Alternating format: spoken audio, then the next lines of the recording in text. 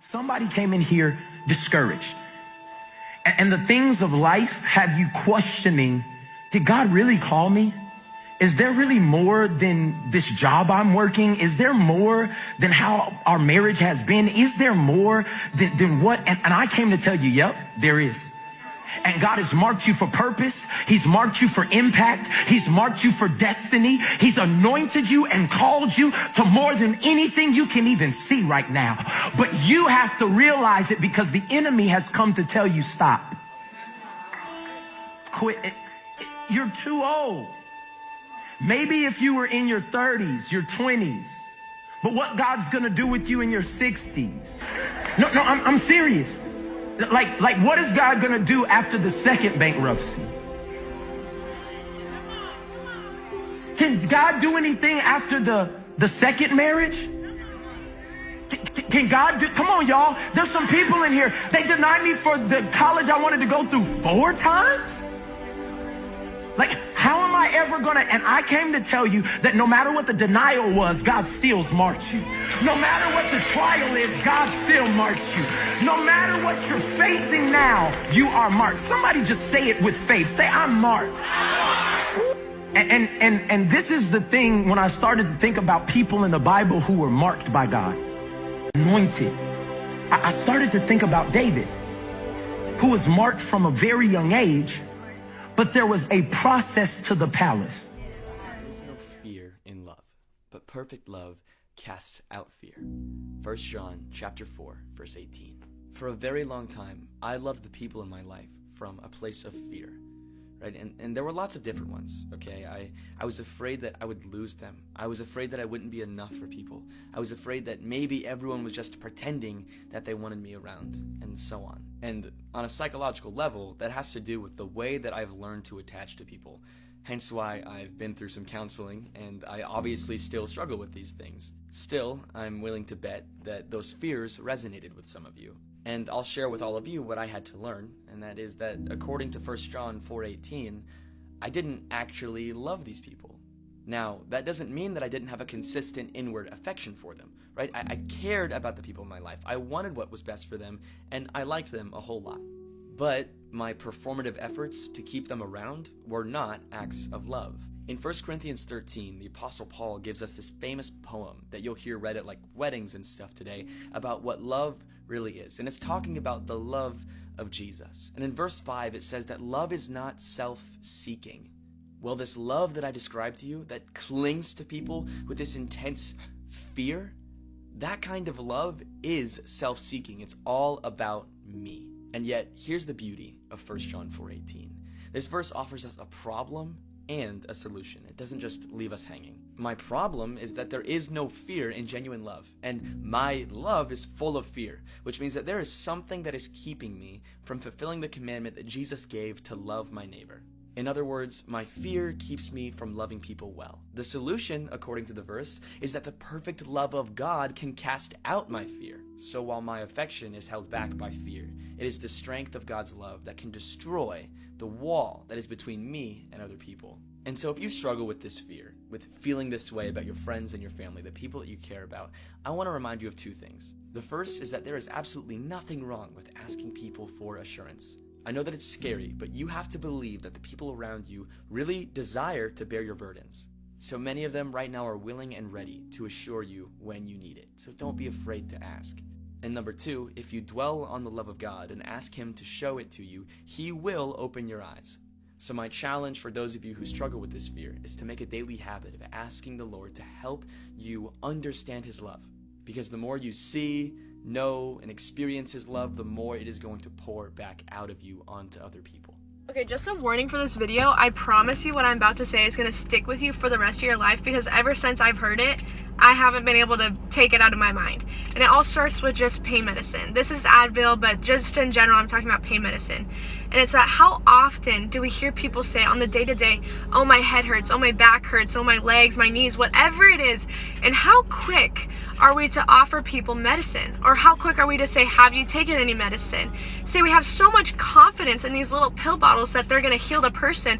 We have no problem handing these to people saying, oh, this will heal you. We have absolutely no problem doing doing that. But what about the healer who lives inside of you? What about the healer who has called you to lay hands on the sick? See, you have a calling on your life. And see, we can't be putting more confidence in pain medicine than we are in the God who heals. See, the healer lives on the inside of you, and he is looking for the willing who are going to say, instead of handing them the pill bottle after your friend says their head hurts, you say, oh, can I pray for you? See, if you would stop putting your confidence in the medicine and start putting your confidence in the God who heals, watch how he comes through in your life. Watch how he works in your life, and watch how you're going to realize, oh man, he really is the God who heals. And look, I think the reason that so many people are so quick to offer people the pill bottle instead of praying over them first is because people are living with the fear of man on their life, where they're too afraid to lay hands on someone because they're afraid of what someone is going to think. But let me tell you something that the Bible talks about: great is your reward when they persecute you. So let me tell you something. It's not, we have this mindset that, oh, one day I'll be bold enough to pray over people, one day I'll be able to do it. But let me tell you something, that if you continue to have the fear of man and you carry that with you, you're never going to be able to walk out in God's calling for your life, because no matter what, people will always say things about you. Not if everybody likes you, there's something wrong. There's going to be people that dislike you, because what you're doing, what you are doing is walking out your calling for your life, and not everyone's going to like that. See, I'm a genuinely happy person, and people either love that I'm so happy or people either hate it because they don't understand why I'm so happy. So let me tell you something, persecution's going to come for the rest of your life. So start to realize it now. You know what, no matter what, whatever they say about me, maybe they do think I'm weird for praying over them. It's a part of your walk with Christ. It's a part of signing that contract of that you're sold out for Jesus Christ. It's a part of it. It's a part of your walk. So you know what? You just got to get over it. It's as simple as that. You got to get over it, and you got to realize that God has great things in store for you. And when you step out, God will show up. Hey guys, I want you to pay attention to what I'm about to show you guys, because some of you can relate to this. Right now I'm tying a bowline, and a bowline is used as an anchoring knot. Alright, so when you tie a bowline, it does not matter how much tension is on it. It can be under alternating tension, meaning you can tie it. It doesn't have to be tight, but as long as it's anchored to something, you're going to stay intact. And I brought my handy duty suitcase out here, and I want to show you guys something. As long as you stay connected to God, as long as you guys are always pursuing him, pursuing his face, I want to show you something. It does not matter how far you drift. As long as you're connected to a source, you're never too far away. And some of you think just because I got all this baggage, just because I'm broken, just because I went through depression, that he can't use me, I'm too heavy, that I'm too far out of his reach. Let me tell you something. As long as you got that connection, you're never too far away. So many of you think, I can drift this far and I'm lost. But as long as this connection was never broken, he can still use you. So I'm going to tell you something. Stop being hard on yourself and ask yourself, am I still connected to the source? Because many of you, you're so lost. You're so broken. You're so depressed because you're thinking, I'm so broken, he can't use me. All right, I went through something, he can't use me. I came out of an abusive relationship, he can't use me. I lost my child, he can't use me. Someone said I was ugly, he can't use me. But God is like, as long as you're connected to me, as long as you're connected to me, you're never too far away. I love you guys.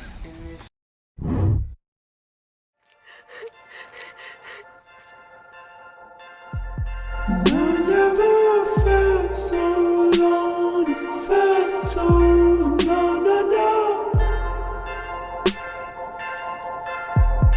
I never felt so alone, it felt so alone,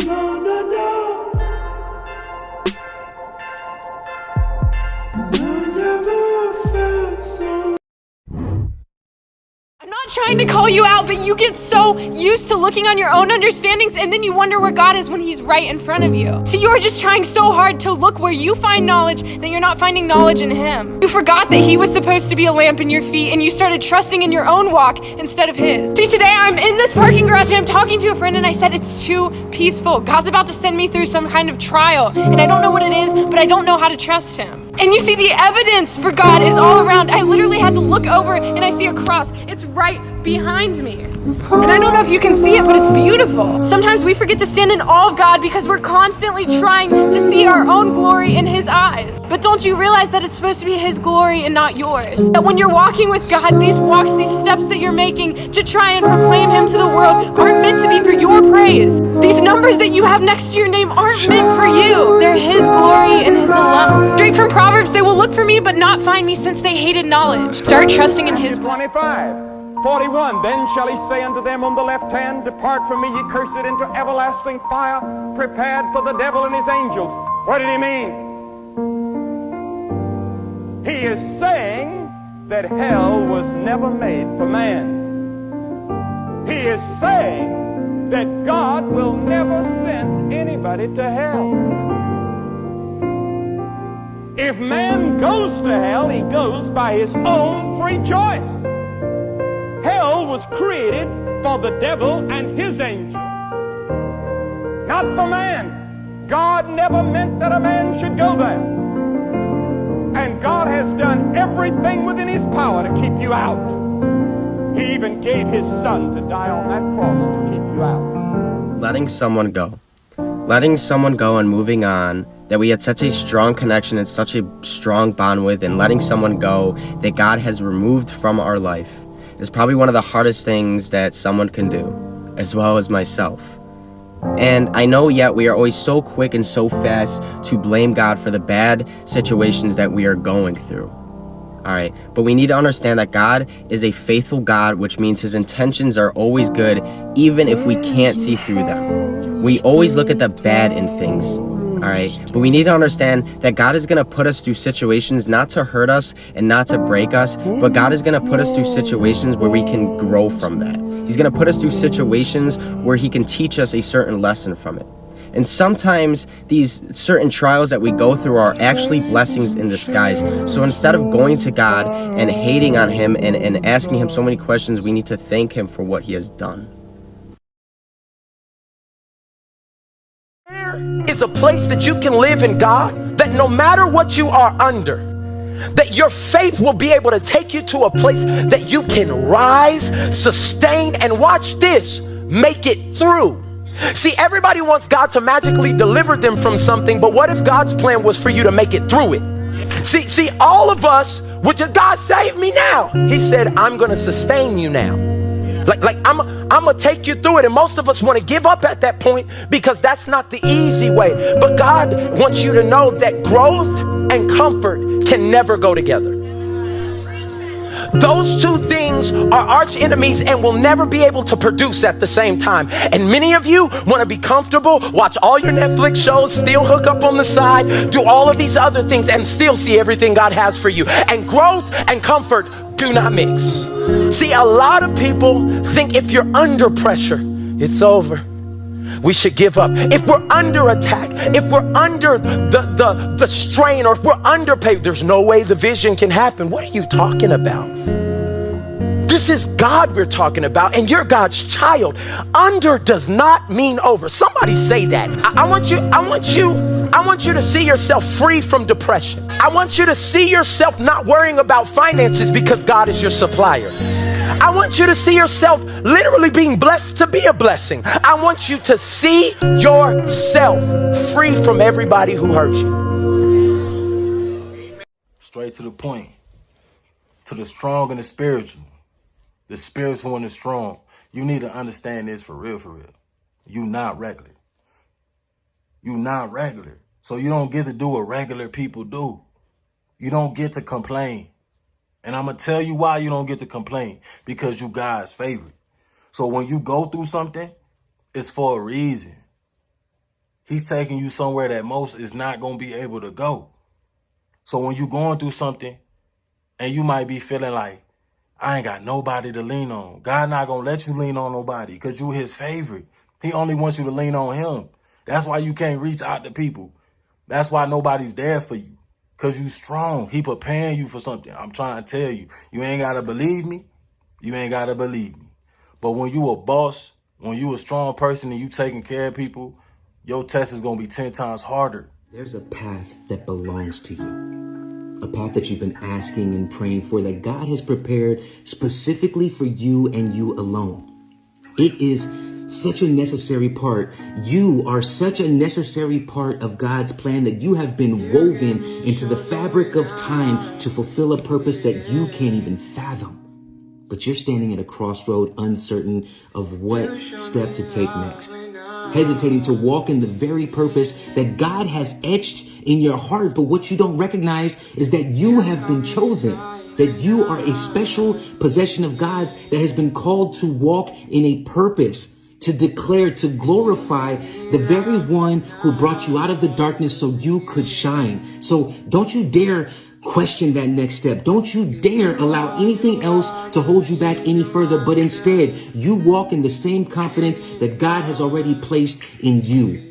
It is time. Jesus was down here on the earth casting demons out of people, whether if they had superhuman strength, the Legion story, walking around naked, whatever the case may be.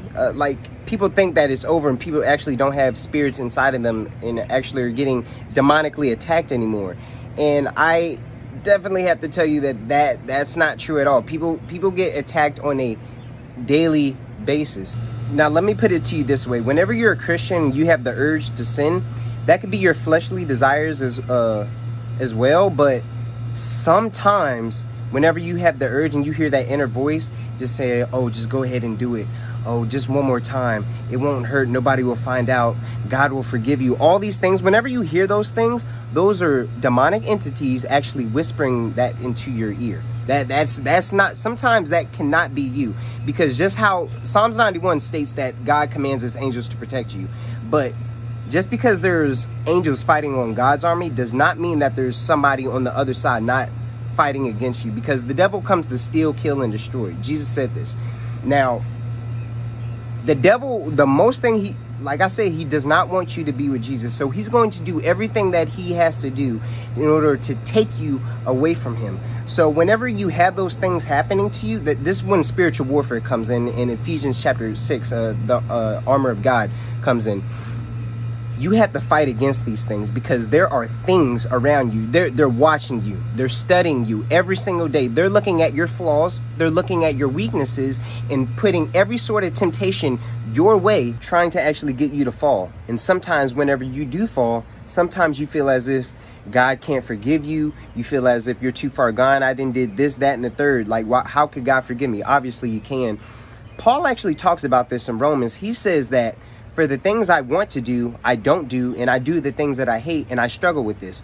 Jesus is the answer for that.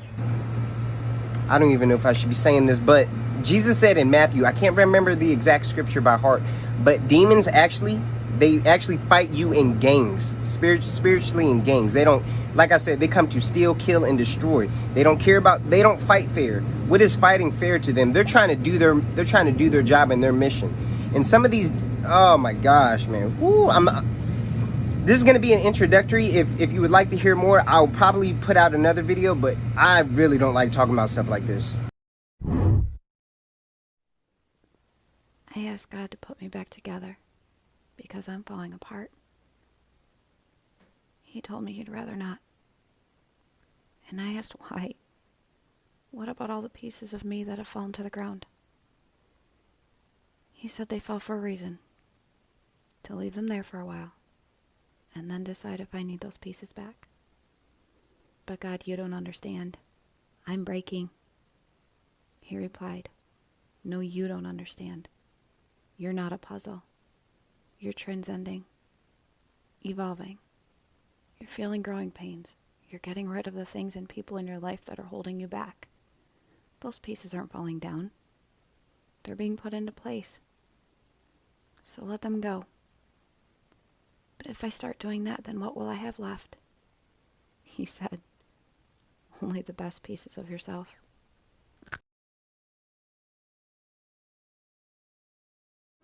And I fight with the strength that I got until I die. So I'm gonna stand.